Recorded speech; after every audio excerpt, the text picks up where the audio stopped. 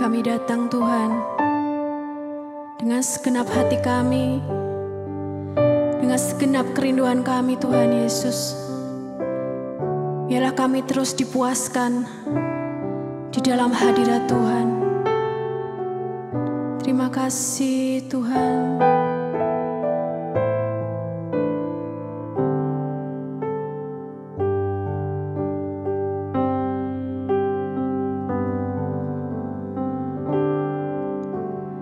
Di hadirat-Mu aku puas, di hadirat-Mu aku bebas, di hadirat-Mu ada terang kehidupanku, pernyataan kuasa kekuatan-Mu.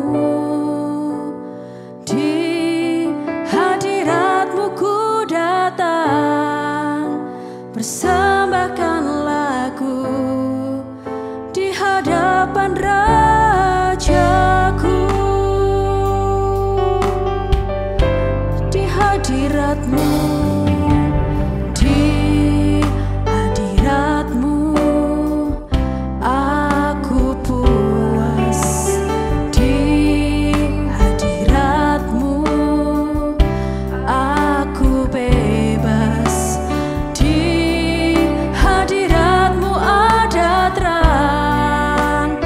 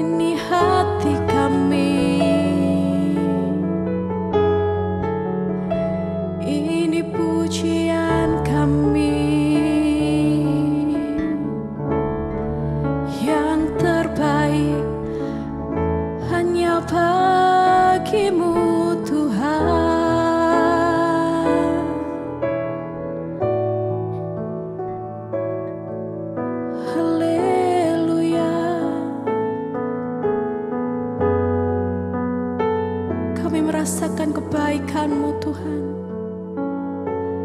Kami merasakan kasih-Mu, kami merasakan cinta-Mu.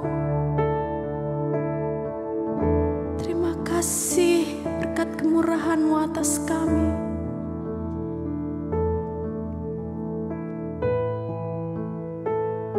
Ya Yesus.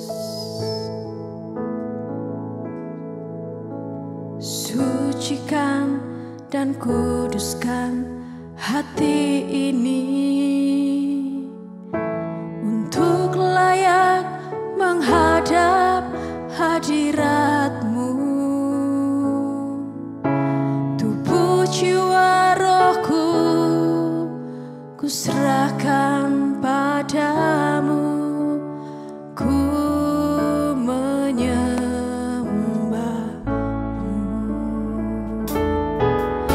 Sucikan dan kuduskan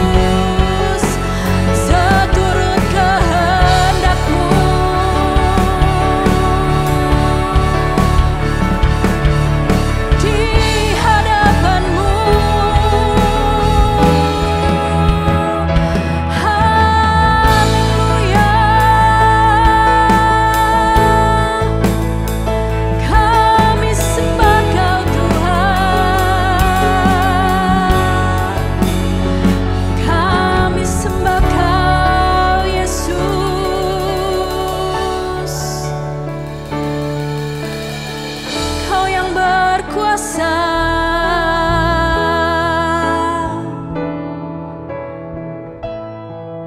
Terima kasih Bapa, kami rindu menyenangkan-Mu.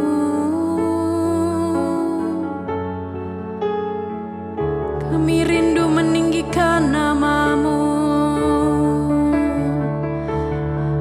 nama yang berkuasa,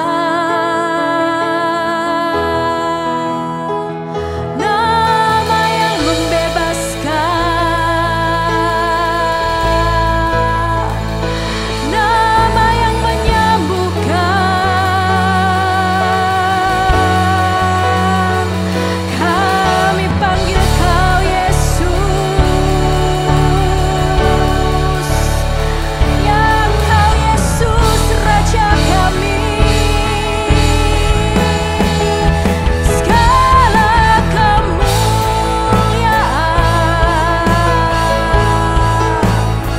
hanya bagi-Mu Tuhan. Segala kuasa, segala hormat bagi-Mu Yesus. Kami bersyukur,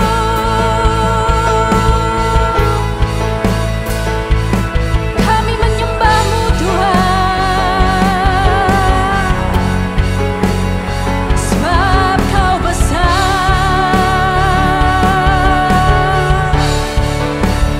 sebab Kau besar, Kau ajaib. Kudus, kuduslah Kau Tuhan.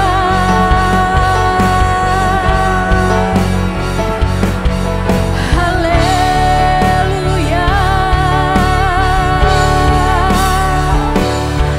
Kami nyatakan haleluya.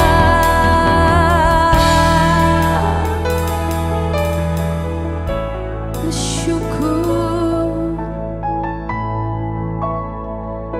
bersyukur.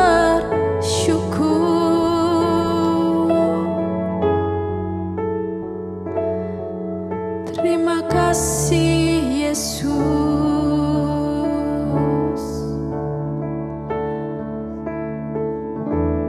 Sungguh kami merindukan Engkau Tuhan. Kami merindukan Engkau lebih dari segala-galanya.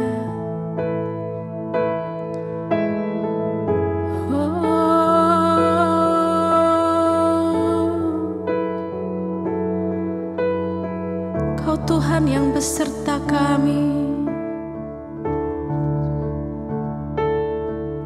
Yesus Tuhan.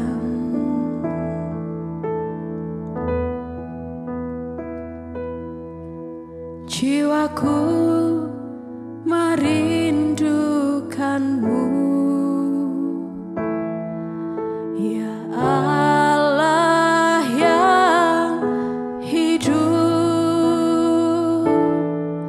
Jiwaku haus kepadamu, ya Allah yang hidup.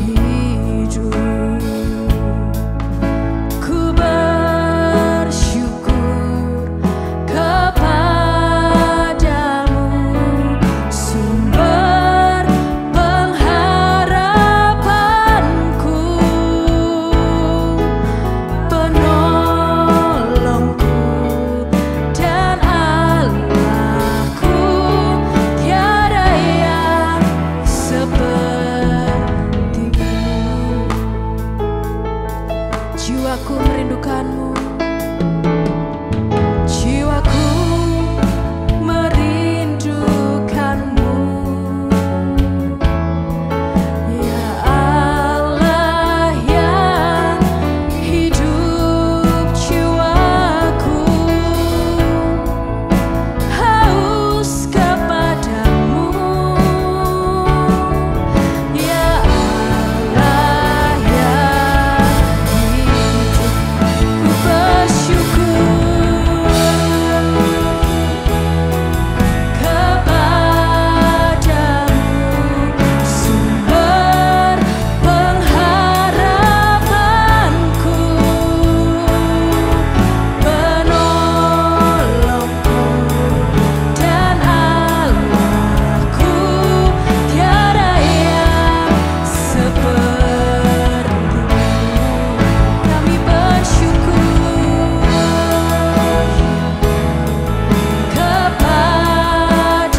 kepadamu, sumber pengharapanku, penolongku dan Allahku. Tiada yang sepertimu.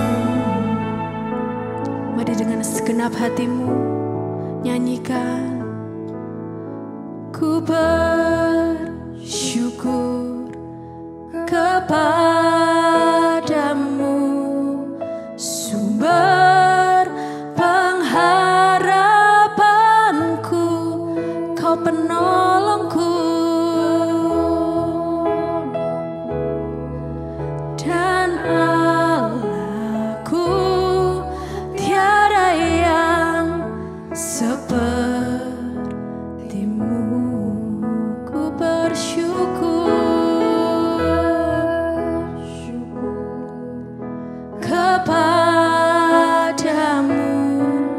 sumber pengharapanku,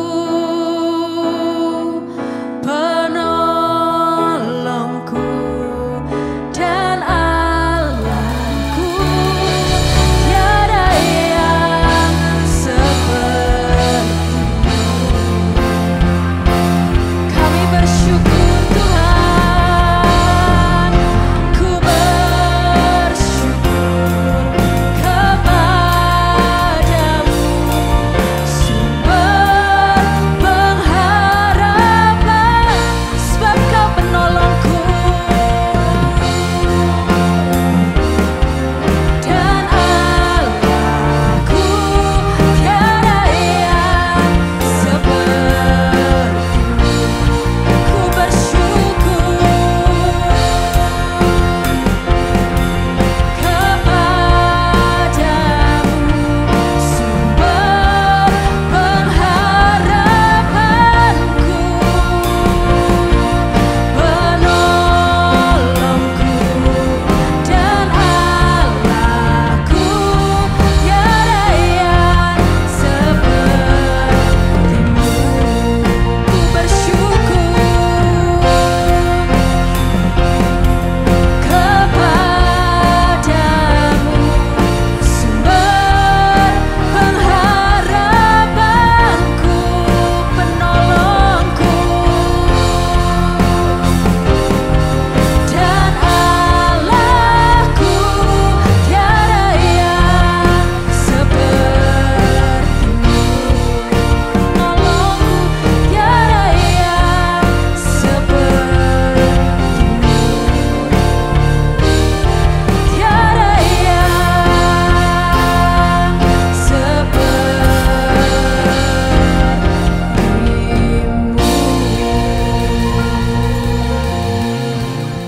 Shalom, selamat sore. Kurang semangat, ayo baru satu orang yang ngomong. Shalom, selamat sore. Bagaimana kabarnya? Luar biasa, masih Kristen? Masih baca Alkitab? Masih ya? Masih ke gereja? Lah di sini apa Pak? Gitu. Ya, perkenalkan ya. Sekali lagi perkenalkan. Nama saya Tom Cruise. Tidak perlu terlalu tahu lah nama saya, yang penting tahu Tuhan Yesus saja ya. Saya dikaruniai 3 laki-laki, 3 anak laki-laki, 3 putra ya. Kebetulan 1 istri. Jangan terbalik saudara-saudara, ini masih jauh pulang ke Surabaya. Saya pulang ke Surabaya nanti saya tidur di luar. Jadi saya puji Tuhan dikaruniakan 3 putra yang luar biasa dan seorang istri yang luar biasa. Dan di usia saya yang sekarang ini, saya sangat senang sekali bisa bekerja di ladang Tuhan dan melihat teman-teman yang baru. Ya, Pastor Semi, Pastor Steven, gembala-gembala yang luar biasa yang punya hati. Saya dari pagi tadi sudah mengisi dan ini ketiga kalinya saya mengisi. Dan mari kita sama-sama semangat berikan tepuk tangan buat Tuhan kita yang menyediakan tempat, waktu, semuanya.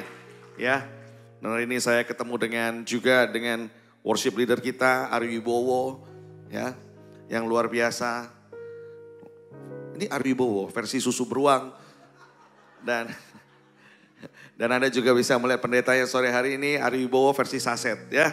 Jadi semuanya ada versi Ari Wibowo. Saudara-saudara, hari ini saya dikerahkan Tuhan untuk membawakan tentang bagaimana sebuah kemuliaan yang dilakukan oleh Tuhan di tengah kesunyian.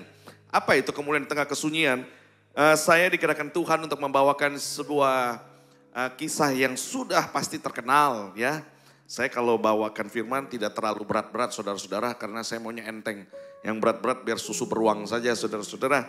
Jadi saya memberikan tema atau judul daripada firman ini adalah dibentuk di dalam kesunyian dan dipakai di dalam kemuliaan. Ya, mari kita sama-sama next kita lihat. Siapa ini? Dia adalah seorang Yusuf dari sebuah mimpi menjadi takdir. Saudara-saudara, berapa banyak daripada kita yang sering kali bilang kita tidak punya mimpi, kita tidak punya kekuatan, kita tidak tahu langkah berikutnya apa yang Tuhan akan sediakan kepada kita. Ya. Saya mau ngulang satu kesaksian dari pagi, tapi nanti kesaksiannya setelah di tengah-tengah ya. Supaya saudara-saudara mengingat bagaimana seseorang bisa dibentuk oleh Tuhan melalui sebuah mimpi. Next. Nah, kalau saudara-saudara tahu, setiap manusia itu punya yang namanya visi.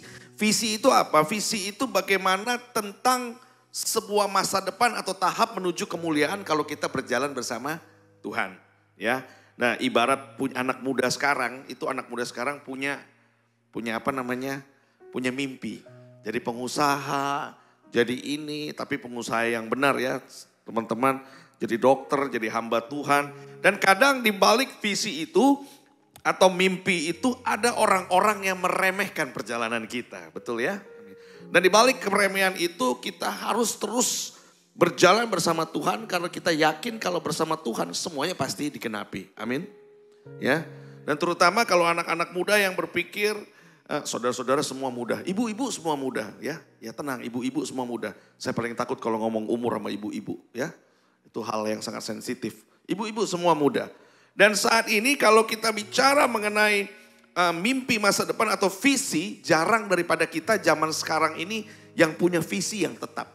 Betul ya? Kadang gini, kalau waktu kecil semua waktu umur 5 tahun ditanya apa semuanya. Gedenya mau jadi apa? Dokter gitu, ya kan? Gedenya mau jadi apa? Mau jadi apa? Mau jadi pengusaha, mau jadi pilot, ya kan? Banyak yang kita kata gitu. Tapi begitu besar Anda punya visi yang berbeda. Ya, nah, tetapi visi yang daripada Tuhan atau apa yang sudah ditetapkan oleh Tuhan itu tidak akan pernah bisa berubah. Tidak akan pernah bisa berubah. Mau perginya sejauh apapun, kalau sudah ditetapkan oleh Tuhan, dia akan kembali lagi ke sana. Dan saya nggak tahu kenapa di ibadah ketiga itu Tuhan menggerakkan saya untuk membawakan tema firman ini. Mau sejauh apapun Anda, udah mau sampai ke ujung dunia, tapi kalau Tuhan minta, dia akan balik lagi ke sana. Itu visinya Tuhan dan tidak bisa dilawan. Amin. Amin kayak saudara-saudara joget gitu loh. Gak apa-apa tepuk tangan gitu. Senyum-senyum kayang loh gak apa-apa di sini. Kalau saudara-saudara mau ya kan. Gak apa-apa. Kita harus semangat saudara-saudara. Ayo tepuk tangan dulu buat Tuhan. Ayo. Jangan semangat. Saudara-saudara lihat saya harus semangat biarpun ini ibadah yang ketiga ya.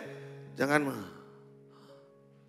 Saudara-saudara lihat pendeta yang tinggi besar seperti saya itu jarang-jarang. Tadi saya jalan sama Pastor Semi ya ke restoran. Kata si susu beruang ini dia bilang sama saya, kayak Daud sama Goliat katanya. Menang Daudnya ya Pak ya.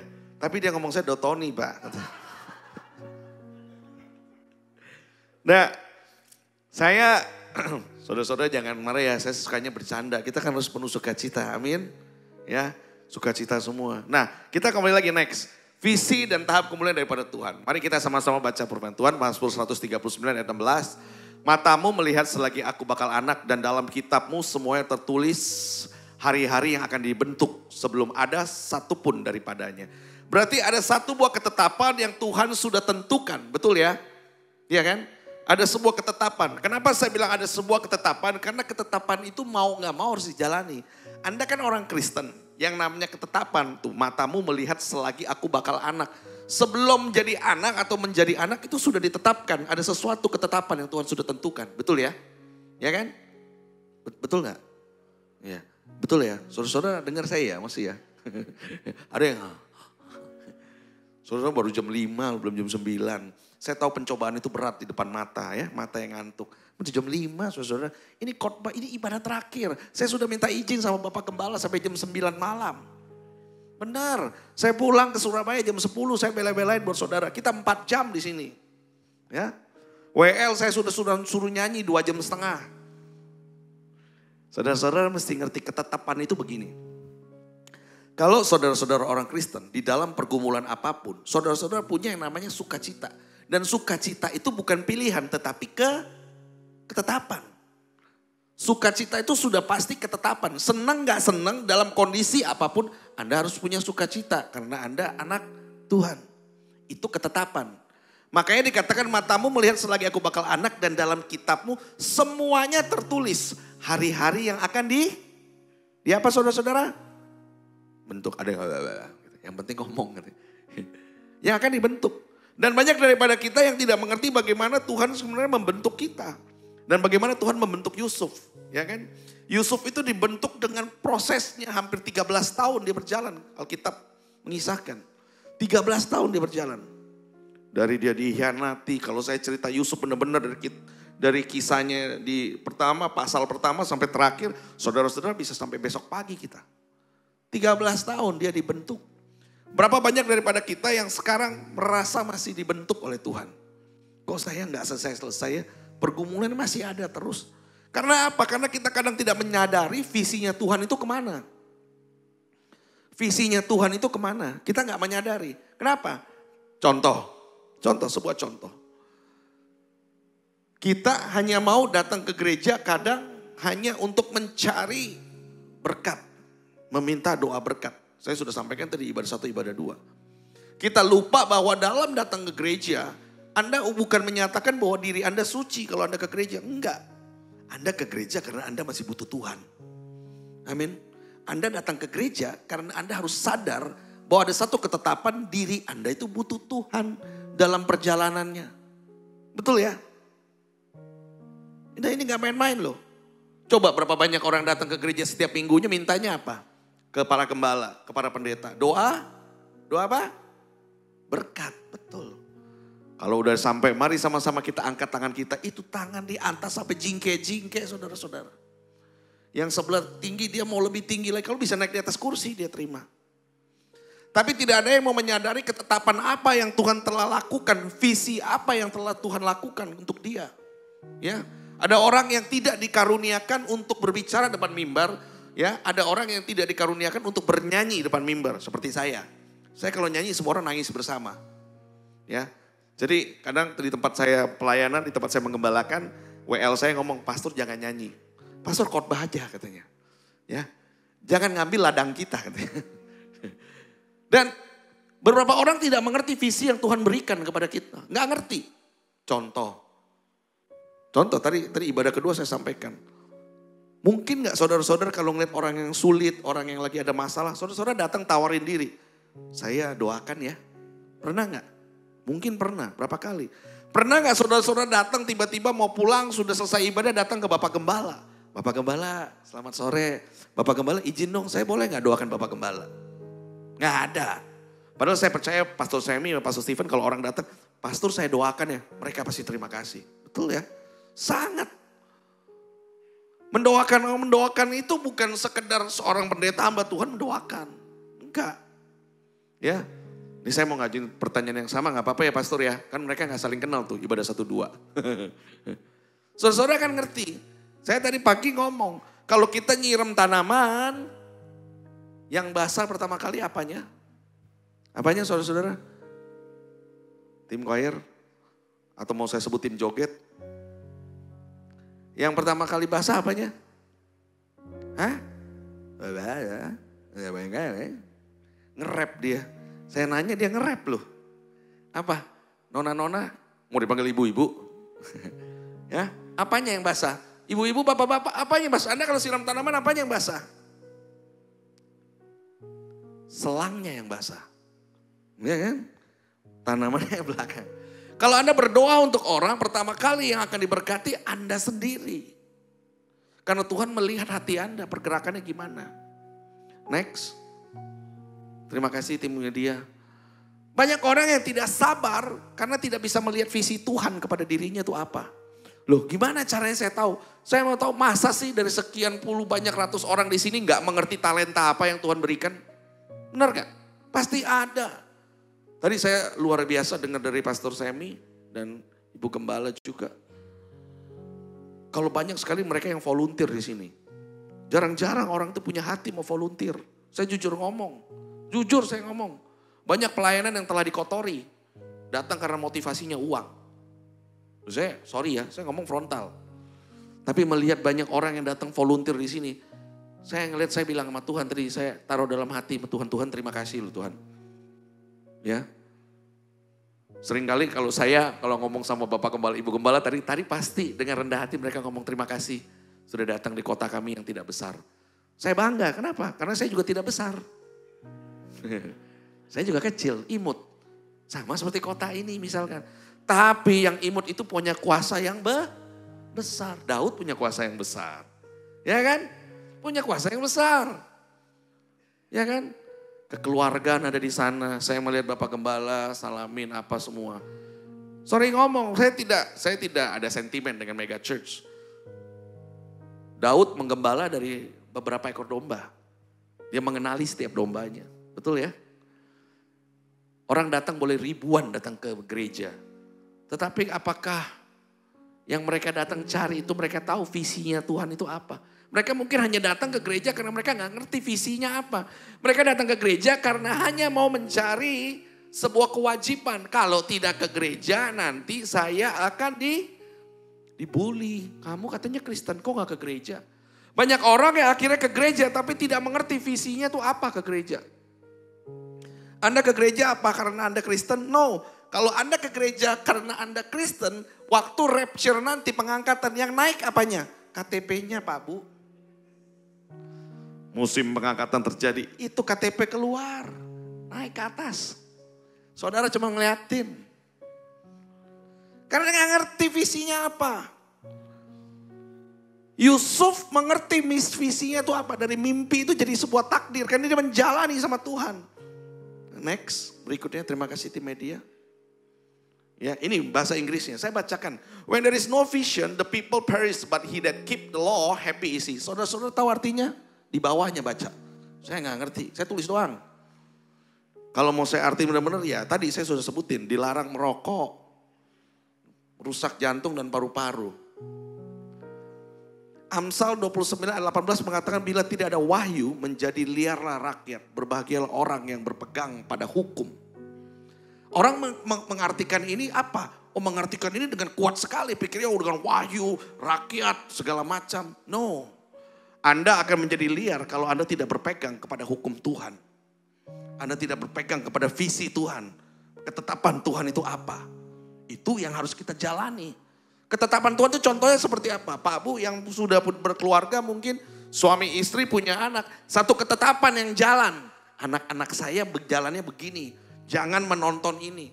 Saya ulangi lagi gak apa-apa ya Bapak Gembala ya. Ya, saya ingatkan ibadah 1, ibadah 2. Ini saya ngomong di mana-mana. Jangan nonton film horor, itu satu ketetapan, satu visi buat keluarga kita. Nggak usah itu style-style Netflix, saya bilang, style film horor. Ya, film Netflix itu banyak itu, film-film Tuhan Yesus. Banyak, Superbook juga ada, banyak, itu banyak. Jangan nonton film horor. Siapapun yang nonton film horor di sini saya doakan subscribe-nya itu terputus, internet terputus. Nggak bisa nonton kalian. Ya kan?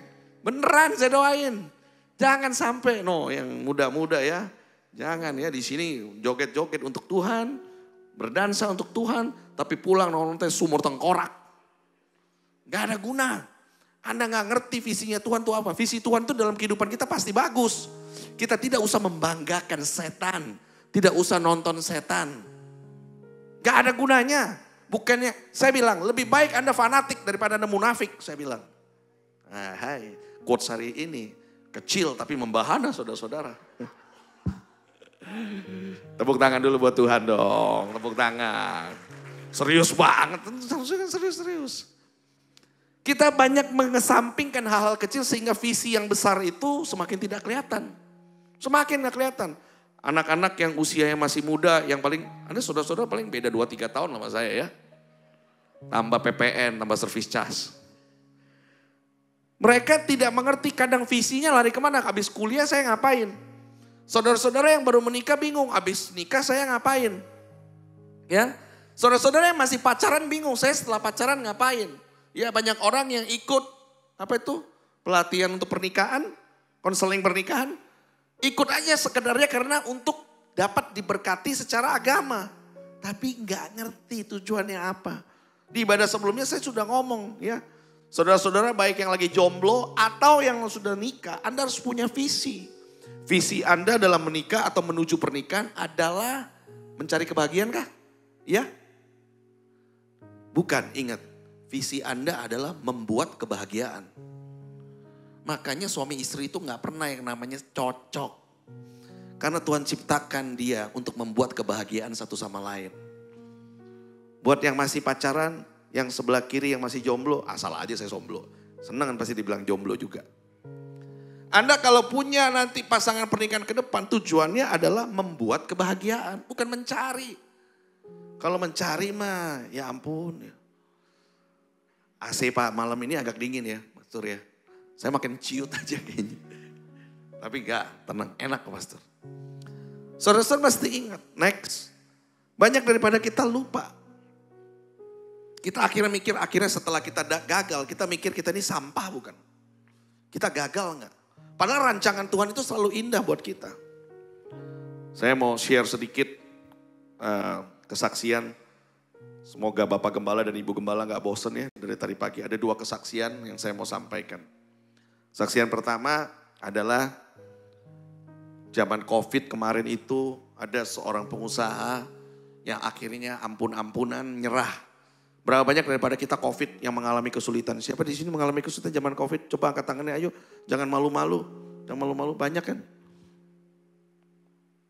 Dan akhirnya di kota-kota besar Surabaya, Jakarta itu nyerah semua.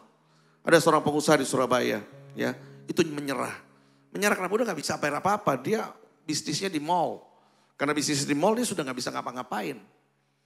Karena gak bisa ngapa-ngapain akhirnya dia nyerah. Mobil satu-satu diambil, mobilnya 3, tadinya 3 diambil. Tinggal 4, tinggal 1. Mobil yang 1 itu setiap kalau buka pintu, yang turun bukan istrinya katanya. Tapi kecoa kecil. Buka, kecoa turun. Karena parkirnya cuma bisa di depan. Kenapa bisa parkir di depan? Karena kebun-kebun gak bisa dibersihin, udah gak punya uang. Ya, uang hanya cukup untuk makan apa semua. Satu persatu aset diambil, rumah sudah digadaikan ya. Rumah 1 sudah terambil oleh bank ya waktu itu. Dia gak bisa apa-apa. Akhirnya apa yang dia lakukan? Karena dia gak ngerti visinya apa, dia gak ngerti tujuannya apa. Akhirnya dia minum obat tidur 16 biji, akhirnya bunuh diri. Apa yang terjadi setelah dia minum obat tidur? Ya tidurlah saudara-saudara, masa lapar? Minum obat tidur. Dia kan jadi mati. Dia bilang sama Tuhan, kalau aku minum obat tidur ini tidak mati, aku mau Tuhan pakai atau dan kirim orang 1 untuk ngajari aku firman Tuhan. Kan dia orang Kristen, sama orang Kristen. Tapi dia ke gereja 1 tahun 2 kali. Waktu Tuhan lahir sama Tuhan bangkit. Selesai. Ya, kita orang Kristen gitu. Yang penting Tuhan lahir, Tuhan bangkit. Gitu loh. Yang lain gak penting. Akhirnya dia menyerah. Dia minum, dia bilang sama Tuhan. Satu hari, tadi saya gak cerita lengkap kesaksian ini tadi. Ini lebih lengkap karena ini ibadah malam kan lebih panjang. Satu hari dia duduk baca Alkitab malam hari. Lagi dia baca Alkitab, ada suara yang begitu audible. Ya, ini cerita nyata. Bukan di hati tapi audible. Ayatnya dikatakan apa semua, dia kaget. Dia gak pernah dengar ayat itu. Dia buka ayatnya. Dia baca, dia renungi. Lalu malam itu dia bilang sama Tuhan. Tuhan, kalau memang engkau bawa aku melalui ini semua, aku bernazar aku akan melayani engkau sepenuh hati. Ya. Besokan paginya apakah menjadi baik? Tidak. Yang utang dia tetap nagih. Tetap WA, tetap ngomel-ngomel, tetap semua. Tapi dia mulai jalan tuh dengan visinya Tuhan.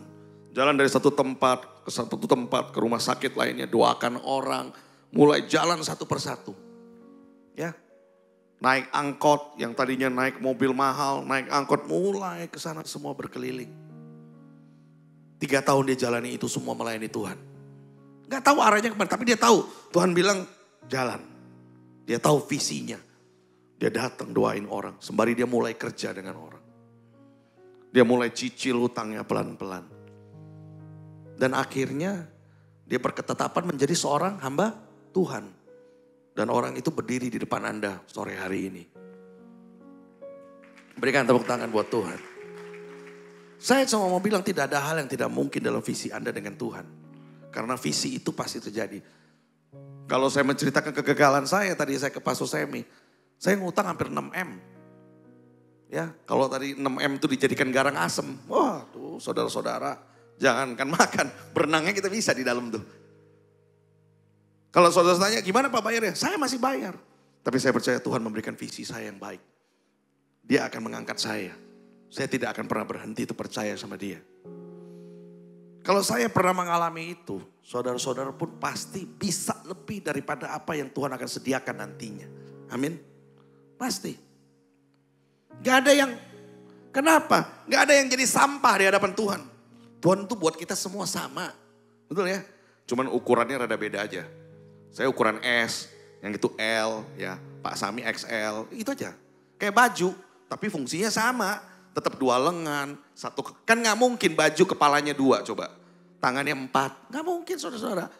Bentuknya semua, fungsinya itu sama tetapi bentuknya berbeda. Ya kan? Nggak, coba kalau Anda bayangkan Dave Gerard, Bapak Pastor Dave Gerard, rambutnya gondrong. Saya botak, nggak masuk saudara-saudara. Ya kan? Atau Pastor Semi brewokan, tambah nggak masuk. Sudah diciptakan demikian oleh Tuhan, ada ketetapan visinya masing-masing. Amin. Next di media. Nah yang kedua adalah perlindungan, bagaimana tahap menuju ke kemuliaan. Yuk kita next. Saya mau bilang begini, Waktu Yusuf itu ditukar, diangkat dari sumur, terus dijual dengan 20 shikal perak. Saya juga ingat bagaimana posisi saya waktu itu. Mau bayar, mau makan aja susah. Saya setiap hari nunggu pulang dari kantor lewat jam 6 sore. Supaya saya dapat makan gratis lemburan.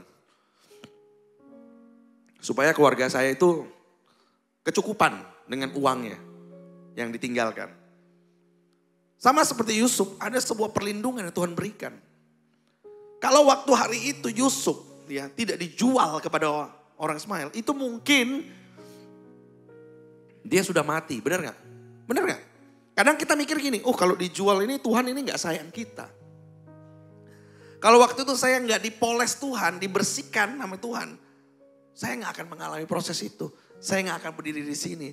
Saya gak bakal ketemu Pastor Semi, gak bakal ketemu Pastor Stephen, gak bakal ketemu Pastor Dave Gerard. Saudara-saudara gak bakal ketemu Tom Cruise di sini.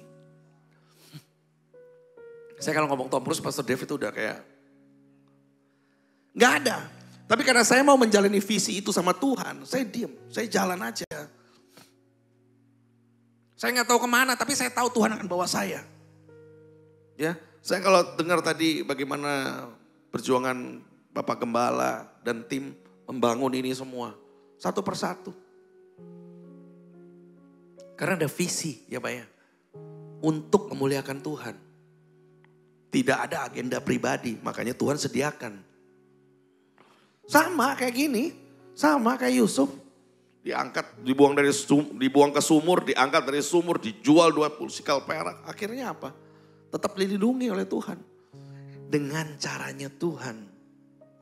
Saudara-saudara tahu, saya waktu lagi pelayanan itu, ya, saya berdoa sama Tuhan. Tuhan tolong kirimkan satu orang mengajarkan saya tentang firman. Waktu itu saya belum sekolah teologi.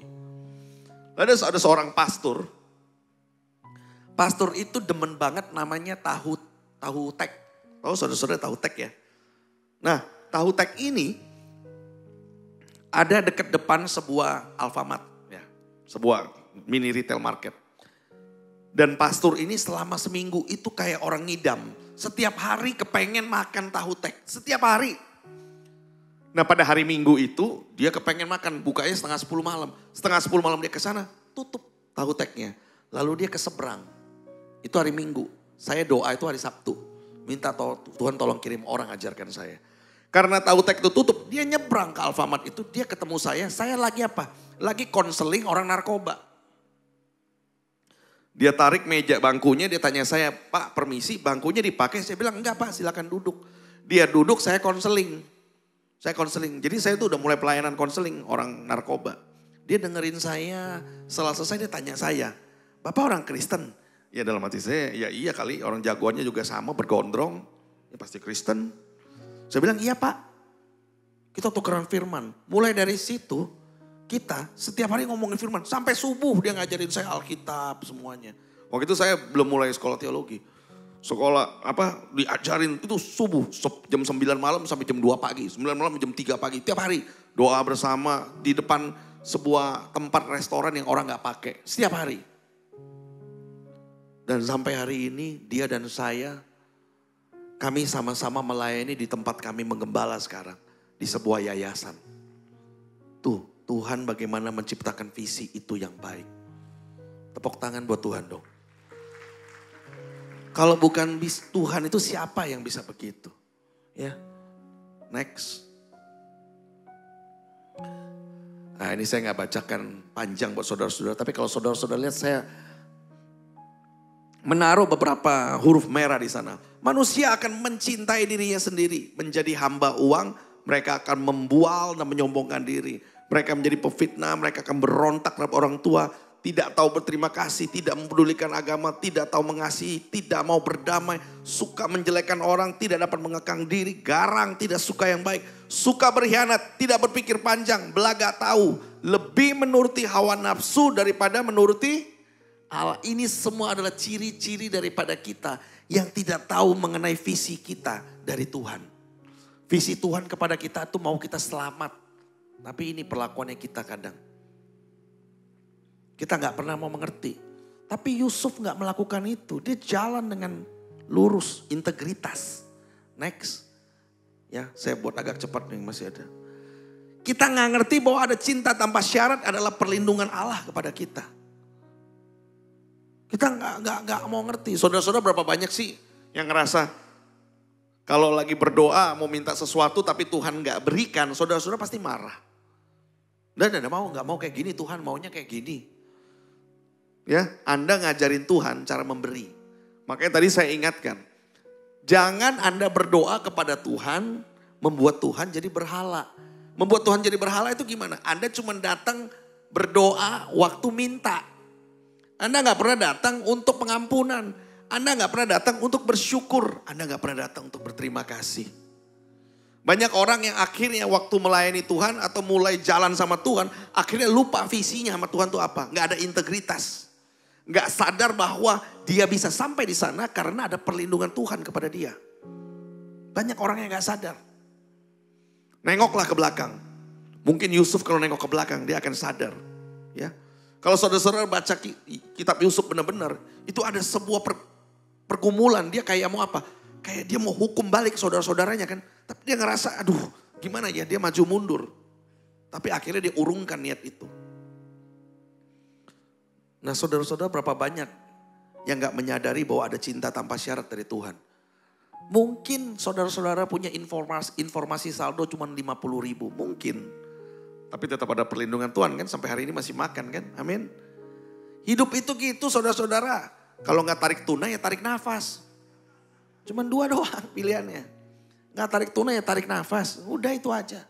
Ya kan, mau tarik tunai duit 49.000 rupiah, kurang 1.000 gak bisa ditarik di ATM. Apa yang kita lakukan? Tarik nafas. Aduh. Kita mulai bersungut-sungut. Ya kan? Ya kan? Ketemu teman yang mungkin sudah lama gak ketemu. Begitu ketemu, halo apa kabar? Aduh udah lama gak WA. Iya nih udah lama banget gak WA kamu ya. Aku sudah lama nih. Boleh pinjam 10.000 gak? Saldoku kurang biar bisa diambil gitu. Next, tim media terima kasih. Kita masuk ke pembentukan. Saudara-saudara itu nomor 3 ya. Pembentukan tahap menuju kemuliaan. Ya, masih ada 11 chapter saudara-saudara. Sampai jam 12 malam kita di sini ya. Karena saudara-saudara, makanan telah disiapkan di rumah masing-masing. Kita lihat masuk ke dalam pembentukan.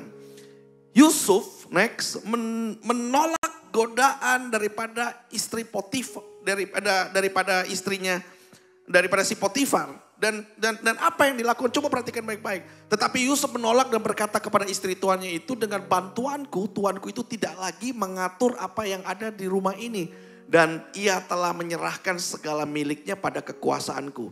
Ya, perhatikan baik-baik kata-kata ini. Dengan bantuanku, tuanku itu tidak lagi mengatur apa yang ada di rumah ini. Dan ia telah menyerahkan segala miliknya pada kekuasaanku. Yang berarti Yusuf punya kuasa, tetapi dia tidak pakai sembarangan. Ayat ke-9, bahkan di rumah ini ia tidak lebih besar kuasanya daripadaku. Dan tiada yang tidak diserahkannya kepadaku selain daripada engkau. Sebab engkau istrinya, bagaimana mungkin aku melakukan kejahatan yang besar ini dan berbuat dosa terhadap Allah. Kita seringkali kehilangan integritas. Nyaris terjadi kepada siapa? Semua. Termasuk saya, termasuk semua siapapun. Ya, tapi Tuhan mengingatkan jangan lost integritas. Buat anak-anak muda jangan kehilangan integritas. Jangan Anda datang ke sini melayani karena uang. Anda datang melayani ke sini karena Tuhan.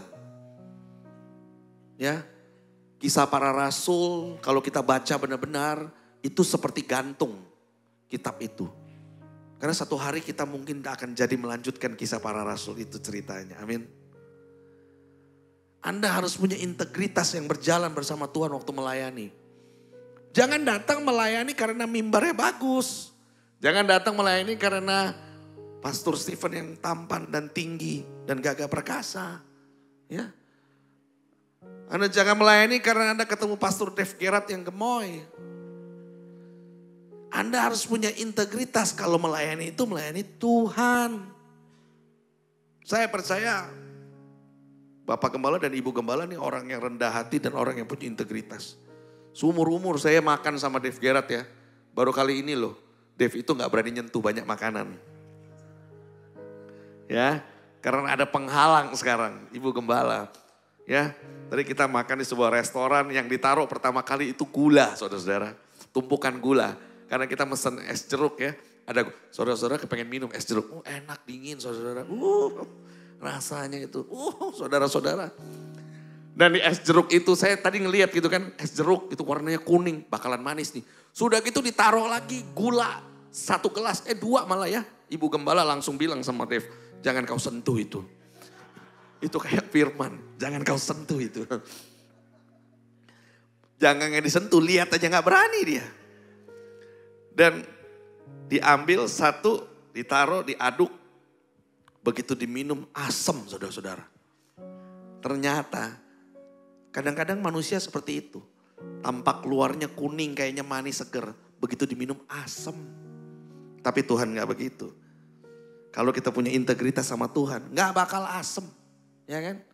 Amin? Gak bakal. Tadi saya jujur terharu, terima kasih Ibu Gembala. Karena akhirnya kalau saya nyuruh namanya Pak Dave Gerard, Pastor Dave Gerard untuk puasa, sudahlah ya. Pastor Dev itu pernah ngomong gini sama saya, ada satu kue tiaw yang enak di Surabaya. Ya. Ini sedikit saya share. Kue tiaw itu saudara-saudara dia ngomong begini, kalau setiap satu suap dia makan, malaikat turun, pintu surga terbuka katanya. Saking enaknya. Lalu kita bungkus nasi goreng. Tujuannya nasi goreng itu untuk besok pagi saudara-saudara. Lalu dibawa pulanglah nasi goreng itu ke hotel. Saudara, ini manusia ya. Integritas itu ini integritas. Ya benar gak? Sorry ya Pastor Dev ya. Saya cerita ya Pastor Dev ya. Boleh ya. Dengan integritas kita nyatakan nasi goreng ini akan dimakan besok pagi. Enak. Dibawa lah, ditaruh di kamar. di bawah AC kipas angin. Dia tiduran di ranjang. Anginnya itu meniup bau nasi goreng itu ke dia. Ya kan, besok pagi saya ketemu, gimana bro? Sudah makan nasi goreng? Sudah, kemarin malam saya makan gitu. Itu integritas. Kita manusia kadang kehilangan integritas. Sorry ya pastor ya. Ya.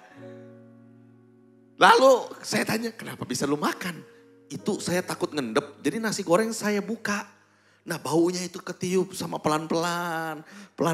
Ya udah gue sikat katanya. Lalu kedua kali kita pesen lagi, betul ya? Kita bungkus lagi. Lu mau makan besok pagi? Saya bilang gitu. Iya, kali ini. Karena integritasnya sudah pernah gagal, kali ini nasi goreng itu tidak dibuka bungkusnya. Karetnya tetap ditaruh di sana. Pagi. Lu makan lagi malam? Oh enggak, kali ini pagi. Manusia seperti itu. Kita harus belajar dari kejatuhan pertama kita. Ya. Bayangin dia ngomong sama saya, nanti nasi goreng besok pagi gue makan nih. Mantep nih. Besok paginya sudah tertelan kemarin malam.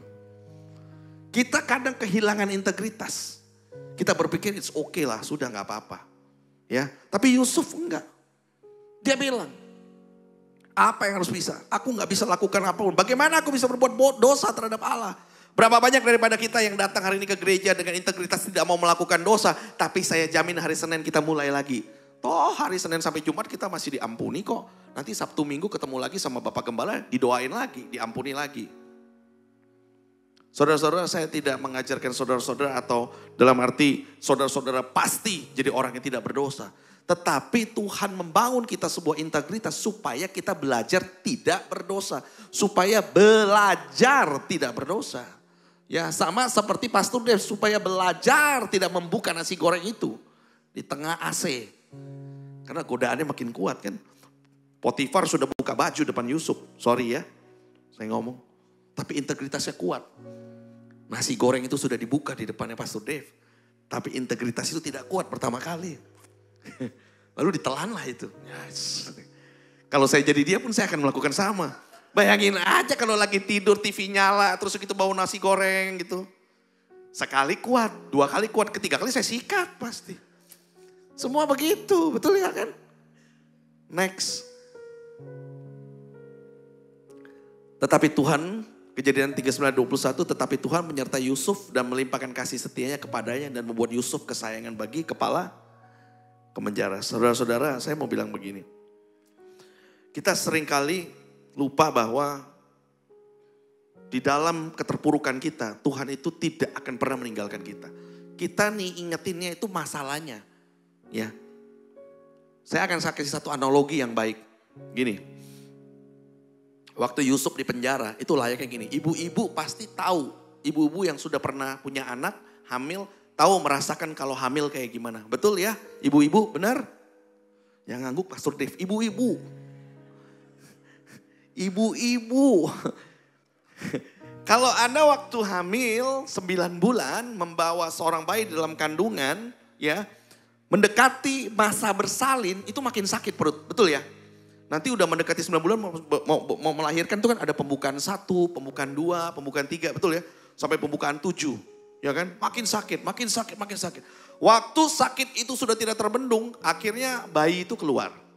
Ada tanda-tanda, air ketuban semuanya. Bayi itu keluar. Saya mau tanya, bayi itu berkat gak? Berkat ya? Sebuah berkat ya? Sebuah hal yang sakit Anda pergumulkan, ujungnya akan melahirkan berkat. Yang luar biasa buat kita. Saat ini mungkin pembukaan 1, Anda sakit, pembukaan 2. Tapi Anda akan punya seorang bayi yang lahir berkat. Maaf. Kalau bayi lahirnya prematur kan juga tidak baik. Bayi yang lahirnya lebih dari 9 bulan juga tidak baik. Makanya semuanya tepat sesuai dengan waktu yang diberikan oleh Tuhan. Ada ibu-ibu yang nunjuk kamu ya gitu. Tapi kalau kita sadar bahwa luka atau sakit yang kita terima pembukaan 1, pembukaan 2 itu akan melahirkan berkat. Anda mau gak berintegritas sama Tuhan? Mau. Ibu-ibu mau pasti. Sakit gak apa-apa karena aku tahu aku akan melahirkan anak. Aku sakit gak apa-apa tapi aku tahu aku akan melahirkan berkat. Karena ada penyertaan Tuhan yang melindungi. Tetapi Tuhan menyertai Yusuf dan melimpahkan kasih setianya kepadanya. Saya baca ulang-ulang bagian di sana. Kasih setianya itu berarti gak berhenti loh. Waktu Anda sakit di sana, berkat itu akan keluar. Proses sedang dibentuk. Anda mungkin sedang mengalami kesulitan finansial. Anda sedang mengalami sakit penyakit. Tetapi pada satu hari akan ada sukacita. Berkat yang Anda terima lebih besar. Tepuk tangan dulu buat Tuhan. Ya kan? Pasti.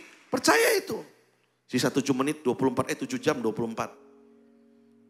Ya, next. Multimedia. Saya mau bilang begini, bahwa dari 3 ayat yang ada di sini, saya nggak akan bacakan satu-satu, saudara-saudara bisa bacakan. Dan yang paling penting saya mau yang ayat terakhir yaitu Roma 12 ayat 21. Janganlah kamu kalah terhadap kejahatan, tetapi kalahkanlah kejahatan dengan kebaikan. Yusuf tidak pernah menghukum saudara-saudaranya. Dia tidak pernah menghukum apapun, dia tidak mengambil apapun. Dia berjalan bersama Tuhan dengan integritas sehingga Tuhan tahu bagaimana menciptakan dia. Saya mau bilang begini, di balik itu semua saudara-saudara. Saudara-saudara kadang lupa kalau Tuhan ini, kita manusia kadang-kadang ini lupa. Kalau Tuhan sebenarnya itu selalu berjalan bersama kita, merangkul kita. Selalu, kapanpun, anytime, dimanapun. Tapi kita kalau lagi senang lupa sama Tuhan. Kita hanya ingat sama Tuhan kalau kita lagi nggak senang. Saya mau sedikit kasih kesaksian lagi. Boleh ya? Saudara-saudara boleh nggak? Saya punya seorang anak buah namanya Ronald. Ronald ini sulit punya anak, sulit punya keturunan. 3 tahun yang lalu dia berdoa sama saya. Setiap hari dia ke ruangan kantor saya berdoa sama saya. Pastor, saya minta doa, ayo kita doa bareng. Jadi setiap pagi kita doa bareng. Mungkin Pastor Dev juga kenal lah Ronald ya. Lalu dia doa bareng sama saya, doa bareng 3 tahun. Dan dia setelah menikah dia tidak mampu punya keturunan. Kenapa? Karena bukan spermanya tidak mampu membuahi. Tetapi spermanya itu bahkan tidak mampu masuk ke dalam. Hanya 0,02% kata dokter. Dia nangis sama saya. Saya bilang, firman Tuhan berkatakan beranak cucu lah, saya bilang. Jadi gak usah takut, saya bilang. Kamu harus imani. Dia terus berdoa. Singkat cerita tahun ketiga. Waktu dia berdoa, tiba-tiba dokter ngomong,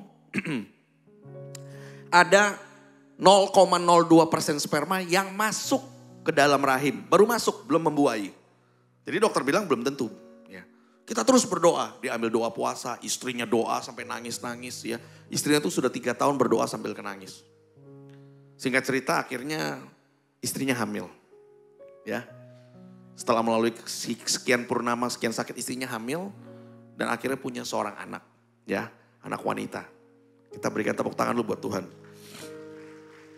Tapi ini mujizatnya bukan itu. Saya belajar satu hal. Ternyata mujizatnya itu bukan soal bagaimana Tuhan dengan mudah memberikan seorang anak kepada mereka. Mujizatnya itu di sini. Istri Ronald namanya itu Hana. Saudara-saudara tahu Hana itu siapa? Hana itu seorang tokoh di Alkitab yang juga punya kesulitan untuk punya keturunan, betul ya? Dia datang, dia berdoa. Ya kan? Sampai Nabi Eli nanya, ngapain sih kamu komat kamit? Saya tanya sama istrinya. Han, kamu tuh berdoa sampai nangis. Mirip pastor kayak di Alkitab. Setiap malam saya berdoa dalam tangis. Saya sampai bilang sama Tuhan, kalau anak saya laki-laki, saya akan namakan Samuel. Oh, ternyata anaknya perempuan. Ya kan, gak mungkin dong. Lalu saya mulai membawakan kisah tersebut kemana-mana. Kesaksian tersebut. Sampai satu hari di Pasuruan. Kemarin kami melayani di sana. Saya cerita, sama nih kayak gini nih. Selesai ibadah saya turun, bapak-bapak berdiri. Pastor, terima kasih. Saya tanya, iya Pak, cerita yang pastor ngomong itu sama mirip sama saya. Oh ya, saya bilang. Luar biasa Pak ya, kalau Tuhan pernah melakukan keajaiban beribu tahun yang lalu sama Hana. Dia ulangi lagi ya Pak, saya bilang hebat lah ya Pak ya. Iya Pak. Tapi kalau saya itu 13 tahun Pak. Terus saya tanya, oh iya Pak? Iya. Oh berarti nama istri Bapak Hana juga. Saya bilang, saya pede ya kan. Dia bilang, enggak Pak katanya. Saudara-saudara mau tahu Bapak itu namanya Ronald. Saya seperti tertampar. Setiap kali saya menceritakan kesaksian bahwa kalau Tuhan pernah melakukan keajaiban di zaman lalu dengan namanya Hana, dia melakukan lagi sekarang. Tapi ternyata Tuhan itu kasih saya peneguhan lagi. Enggak, yang namanya Ronald saya ulangin lagi tuh di depan kamu. Asal kita punya integritas, jadi selalu baik. Sama seperti Yusuf punya integritas, terus. Gak pernah berhenti kepada Tuhan. Kalau Anda punya integritas di situ, jangan pertanyakan bagaimana Tuhan akan memberikan hasilnya bagaimana. Karena hasilnya pasti bagus. Amin. Tapi waktunya kapan? Gak tahu. Nanya saya juga gak tahu. Karena itu semua waktunya Tuhan. Tapi dia akan memberikan yang terbaik buat kamu. Amin. Amin ya saudara. Saudara serius banget beneran. Serius. Kayang saudara boleh. Goyang-goyang apa-apa. Next multimedia. Pemulihan. Ini yang terakhir saudara-saudara. Next. Saya mau ajak saudara-saudara melihat bagaimana Yusuf akhirnya menerima pemulihan.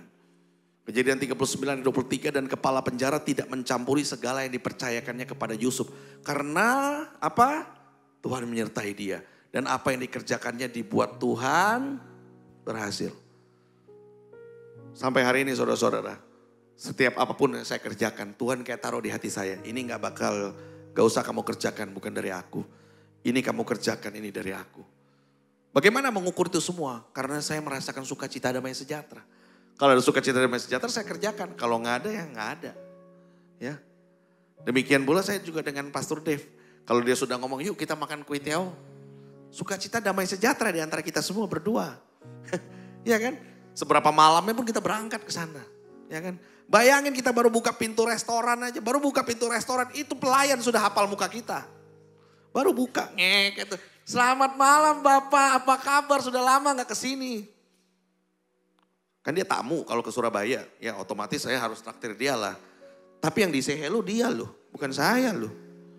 Karena itu pelayan sudah pada tahu ini kalau habis beli makan kue itu pasti bungkus nasi goreng. Ini customer yang luar biasa dia bilang ya kan. Sama seperti kita ini lupa. Bahwa setiap kali kita membuka pintu dengan Tuhan, apapun yang Tuhan sudah bukakan pintunya kalau kita masuk, pasti dikerjakannya berhasil. Amin. Firman Tuhan mengatakan ketuklah maka akan dibukakan. Betul gak? Tapi adakah firman Tuhan mengatakan begitu kan dibukakan kau masuklah ke dalam? Ada gak? Gak ada. Langkahmu masuk ke dalam adalah dari ketetapan dan integritasmu kepada Tuhan. Amin. Dan tapi kadang orang begini, pintu satu dibuka, dia masuk ke dalam gagal. Dia bilang Tuhan yang salah. Tapi padahal itu proses pembukaan luka ke satu. Pembukaan pertama. Dia keluar lagi. Pintu lagi dibukakan, masuk lagi. Gagal lagi. Pembukaan kedua saudara-saudara. Terus sampai pembukaan ketujuh. Tuhan sedang menyediakan berkat di pintu ke-8. Berkat itu akan lahir. Tapi saudara-saudara sudah nyerah di berkat di pintu ke-7.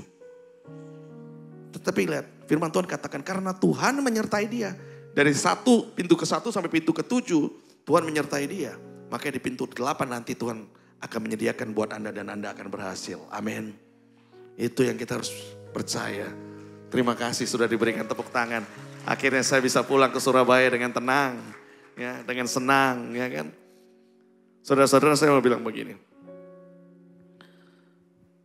Saya tutup dengan begini, para pemain imam pelayan musik dan para worship leader boleh naik ke atas. Saya mau tutup dengan demikian. Next multimedia. Next lagi, apa-apa. Kita akan dipulihkan saat kita tidak mementingkan diri kita sendiri. Apa maksudnya? Kalau kita percaya bahwa ada Tuhan bersama kita. Ya. Ini bukan sebuah kata-kata motivasi, tapi ini adalah sesuatu integritas yang Anda harus percaya. Firman Tuhan itu hidup. Firman Tuhan itu hidup. Ini adalah GPS. Kalau saudara jalan-jalan kemana-mana, Anda gak punya petunjuk, Anda pencet maps. Tapi Tuhan sudah sediakan. Ingat, sesuatu yang tersedia sebelum Anda lahir, bahkan masih ada saat Anda telah meninggalkan dunia ini, adalah Alkitab. Dia tetap selalu ada. Karena Tuhan sediakan, Tuhan tahu domba-dombanya mungkin kadang tersesat. Makanya dia berikan petunjuk arah.